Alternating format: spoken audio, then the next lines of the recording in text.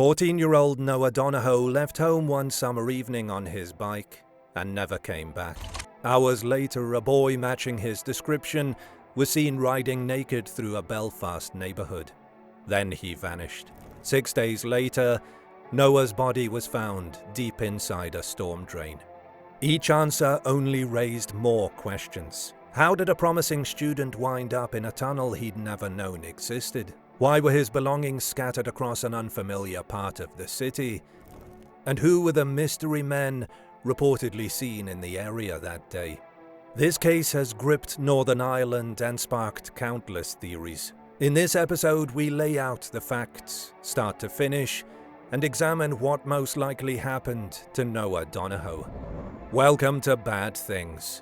Join us as we walk through the timeline, the theories, and the evidence, step by step.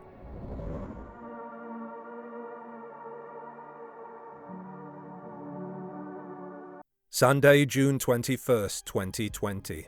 Noah Donohoe, 14, was a Year 10 student at St. Malachy's College, living with his mother, Fiona Donohoe, in South Belfast. That Sunday, he planned to cycle to Cave Hill Country Park for a Duke of Edinburgh Award project. At around 5:30 p.m, he left home on his black Apollo bike, wearing a helmet and carrying a backpack with school books, his laptop, and a copy of 12 Rules for Life by Jordan Peterson. Noah never arrived. By 5:50 p.m, CCTV showed him riding through Belfast city centre on Royal Avenue, far off his intended route. Notably, his backpack was no longer with him, and it remains unclear how or when he lost it. Soon after, a driver saw him fall from his bike on North Queen Street. Though dazed, Noah declined help and cycled off. Minutes later, he was seen again, completely naked, still riding his bike in a residential area off Northwood Road. CCTV from a house at 6:03 p.m. captured Noah walking naked toward a fenced utility area near a storm drain. That was the last confirmed sighting of him. When Noah failed to meet his friends, Fiona expected a check-in by 6:30 p.m. By 9:30, with no contact, she reported him missing. That night, a large-scale search began. Hundreds of volunteers joined police, combing North Belfast. Early clues. Over the following days, items began turning up across the area. Noah's bike, shoes, helmet, and a green hoodie were all found nearby. His phone was recovered from a park he'd passed earlier, but some belongings were never recovered. Most notably his grey backpack and the rest of his clothing, including his t-shirt, shorts, and underwear. The strangeness of the scene deepened public concern.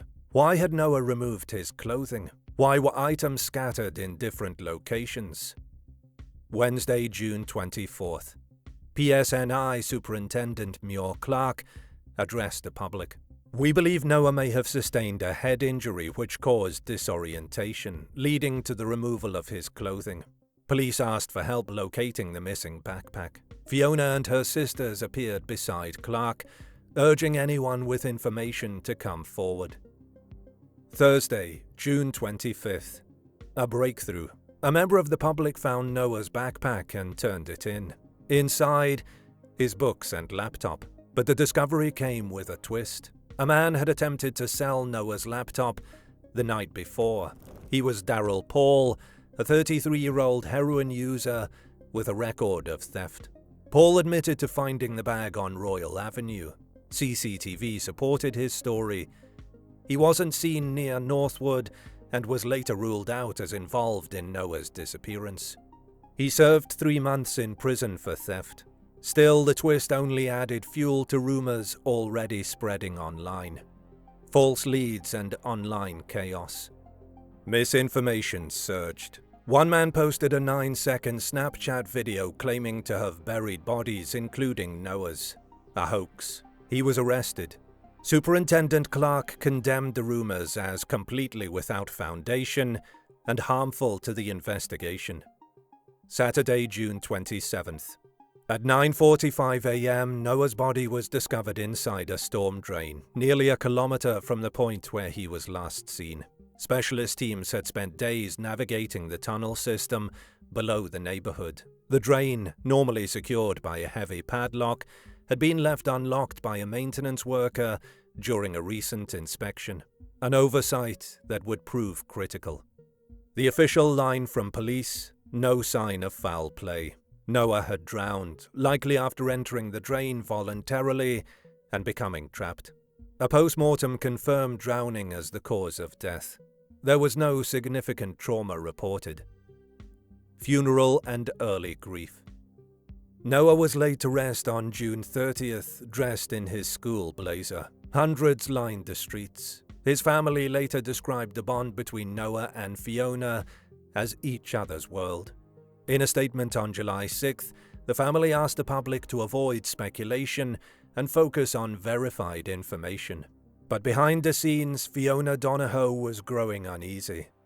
Unexplained developments. In August 2020, Coroner Joe McCriskin said there was no evidence of third-party involvement and urged the public to stop spreading baseless rumors. But in the months and years that followed, more questions emerged.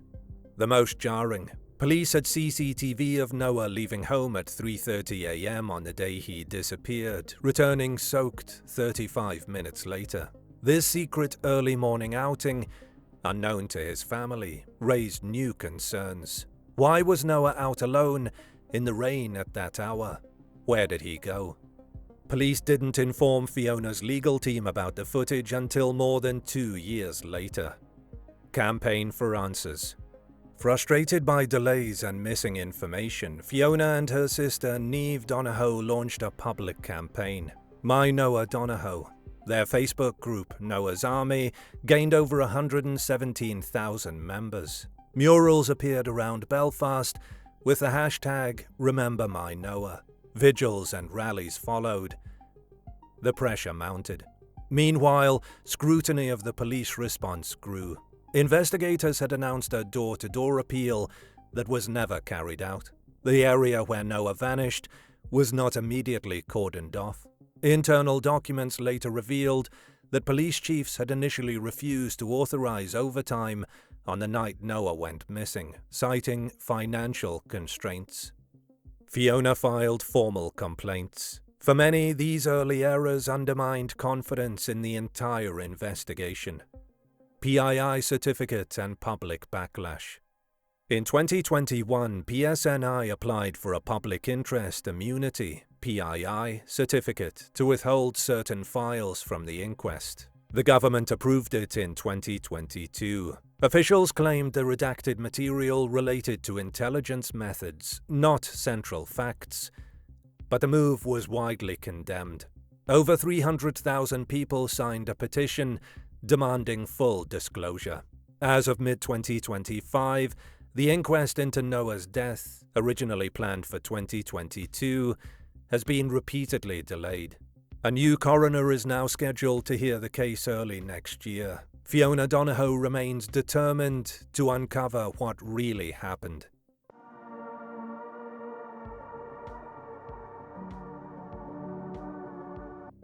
Theory number 1. Accident, misadventure.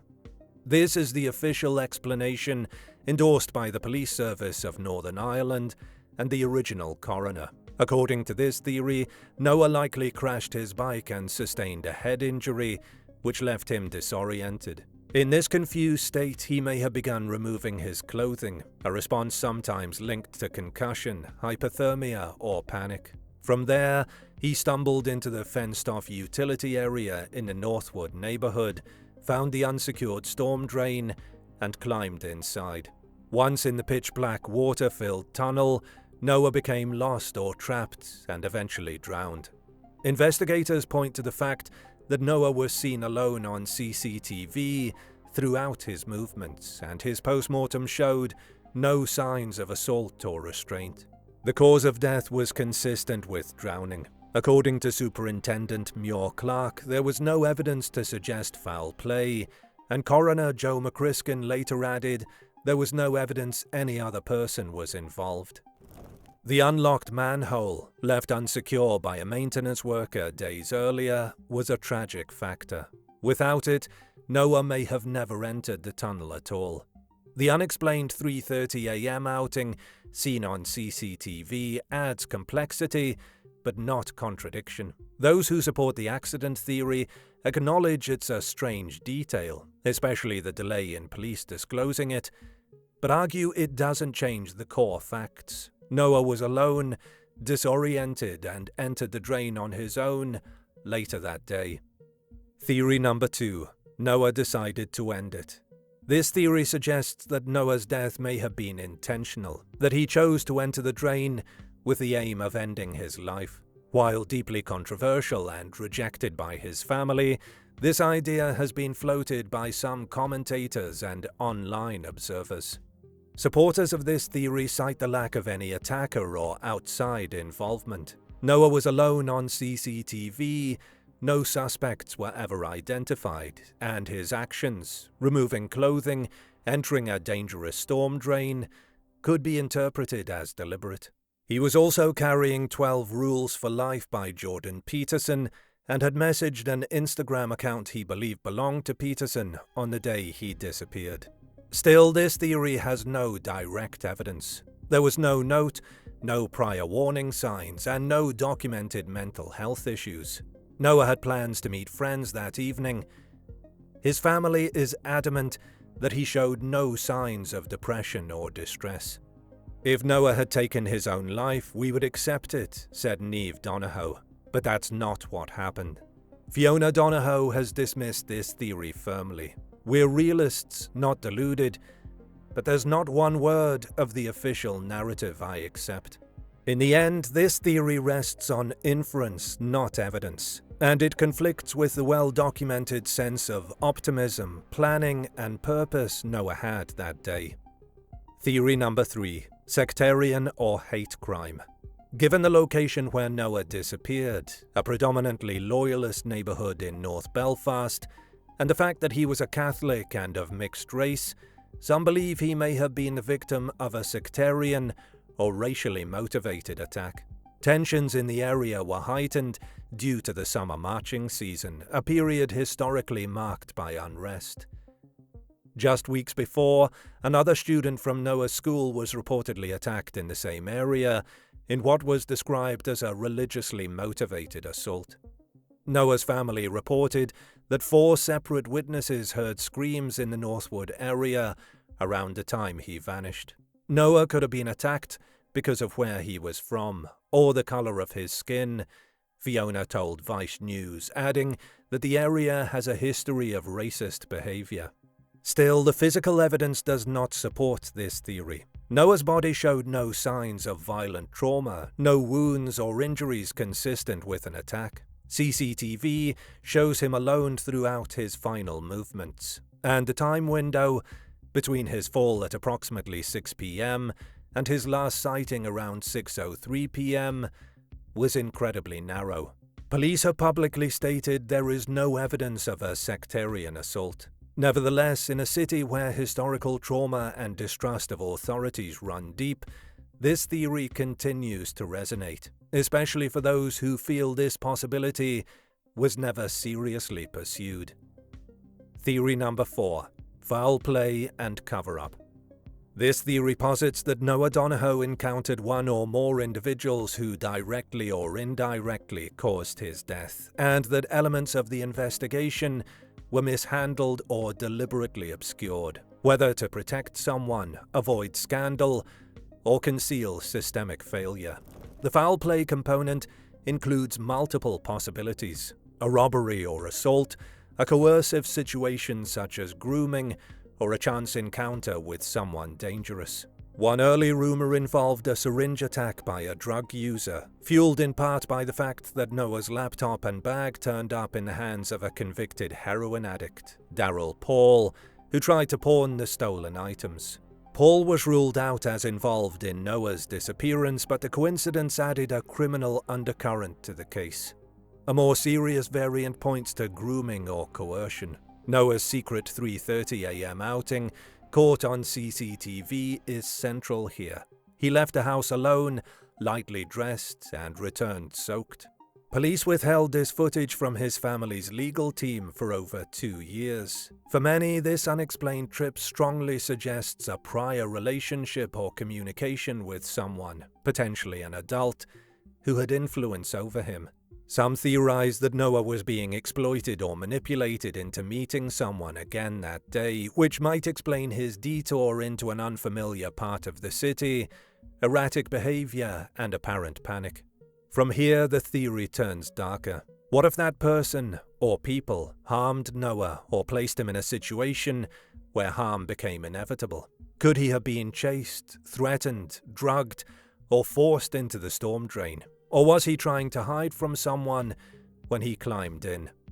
While no forensic evidence confirms assault, supporters argue that not all forms of coercion leave visible marks, and that tight timelines don't eliminate foul play, especially in a case with CCTV blind spots and a lack of full public disclosure.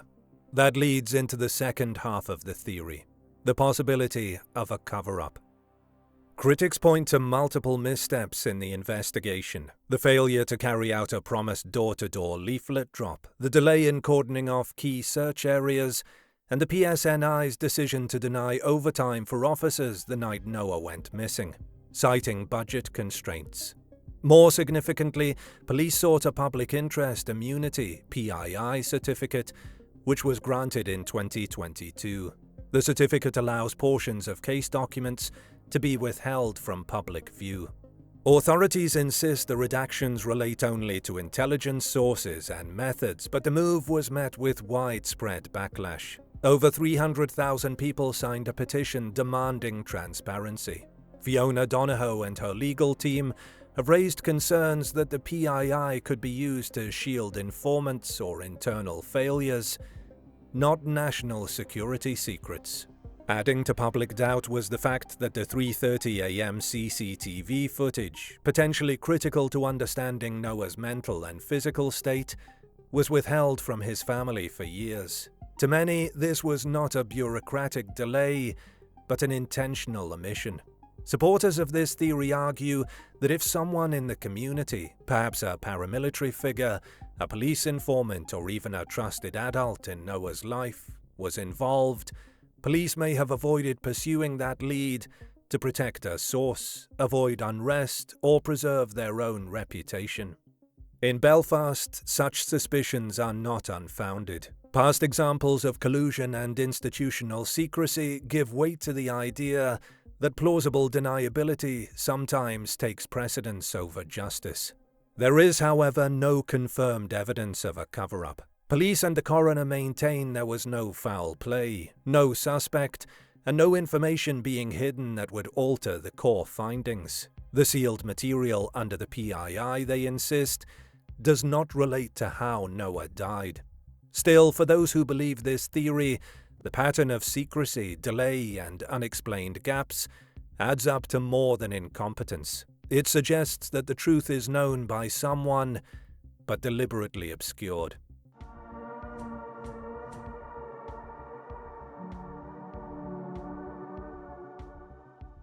Noah Donohoe's death was not inevitable, but the circumstances that led to it, while deeply tragic, appear in the clearest light to have been accidental. And not because the story is simple, but because every attempt to complicate it drifts further from the available evidence. To understand what most likely happened, it's necessary to look at this case not through the lens of mystery, but of escalation. A series of small, strange moments that, when stacked together, created something that looks like foul play, but isn't. He left home for what was supposed to be a trip to Cave Hill, but instead he ended up far off course, moving north through the city. Whether that was a wrong turn or something he'd planned, we still don't know. What we do know is that witnesses saw him fall from his bike. Moments later, he was seen naked and disoriented, clear signs of panic, injury, or both. And the tunnel he entered? It was open, unsecured, accessible to anyone who stumbled upon it that day. When trying to account for what followed, we don't need to invent someone else. We need to look at the conditions, the psychology, and the environment. One aspect that's often under-discussed is how quickly mental state can deteriorate after head trauma, particularly in adolescents. Even mild concussions can produce irrational behavior, sensory confusion, and sudden emotional shifts, especially when combined with adrenaline, fatigue, or fear. What looks bizarre may simply be the compounding effect of shock, disorientation, and escalating panic. Some have pointed to the removal of clothing as inexplicable, but in both clinical and environmental emergencies, paradoxical undressing is documented. It's not common, but it happens, especially when someone believes they are overheating, even while in cold conditions. That doesn't require a conscious decision. It just requires the brain believing in that moment that something is wrong and trying to fix it. The unlocked drain is critical. Its lid wasn't forced. It wasn't hidden. It had been left unsecured by a maintenance worker a week earlier. Most people wouldn't go near it.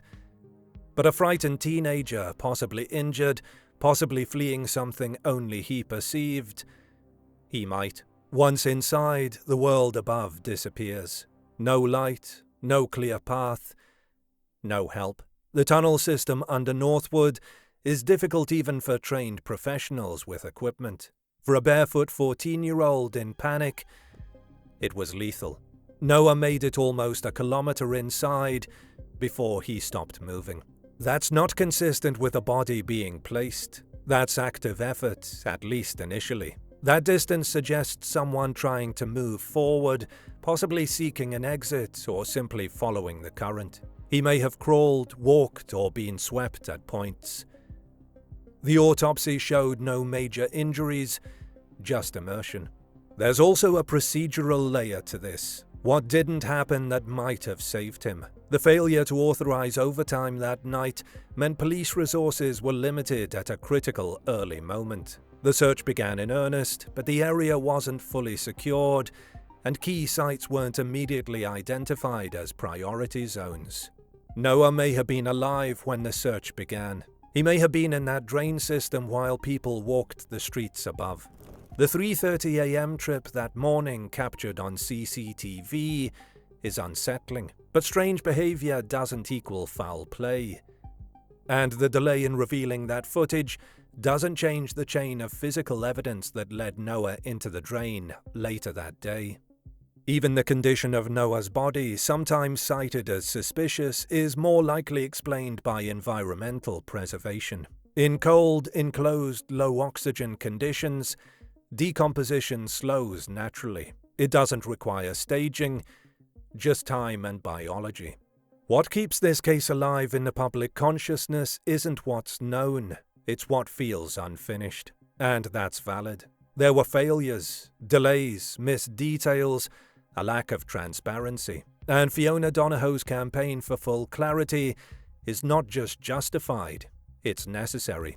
The public has the right to be suspicious when information is withheld. But suspicion should not be confused with evidence.